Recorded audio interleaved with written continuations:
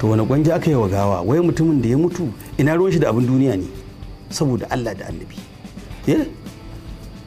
ni abin nan yana bani mamaki.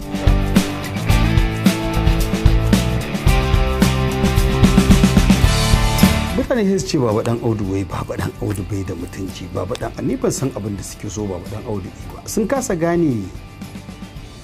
wani ne baba dan Audu kuma sun kasa gane halin da baba dan Audu yake ciki.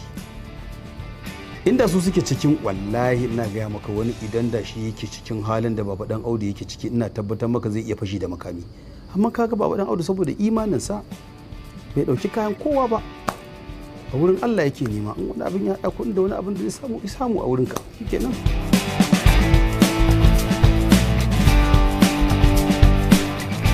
Wato ba duk mutum bane zai shiga irin talaucin da baba dan Audu ya shiga ka raba shi da dan dai zamba cikin aminci dan dai damfara haka dan dai isamu dai isamu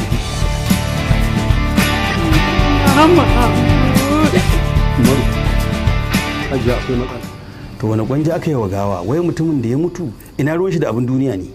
saboda Allah da annabi ni abin nan yana bani mamaki su bar baba dan Audu samu tattara dan abubuwan da zai tattara Allah ya bashi sa'a ya koma inda ya fito Saudiya in kuma suna ganin baba dan Audu ya matsa musu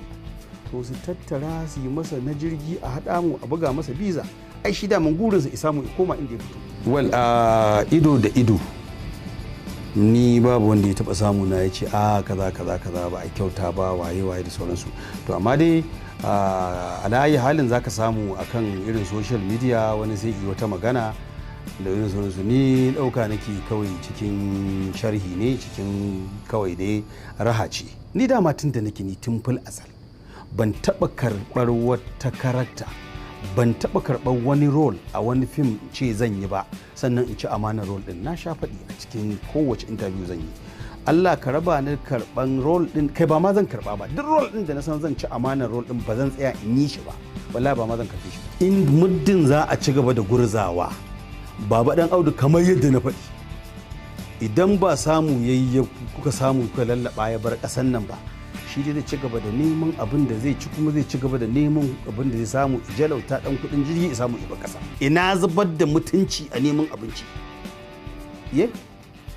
ba a taba ganin an taba ganin baba dan Audu da bindiga to shikenan kuma dan dai baba dan Audu ya je gurin sirikarsa sun gaisa ta yi masa alheri a nan ma mutane sun sa idanu wallahi tun da aka sa wannan episode din da aka ba baba dan Audu 500,000 to ka ji ma ni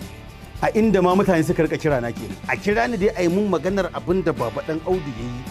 wallahi radda aka ce an ba baba dan Audu 500,000 nan Allah kaɗai ya san mutanen da suka rika kira na ce tab wato mutanen da sun sama bawan Allah nan idanu Allah dai ya bashi iko Allah bashi sa'a ya samu ikoma radda ko aka sa yan daba suka sa baba Audu gaba suka je gurin agent din da ya depositin kuɗi aka anshi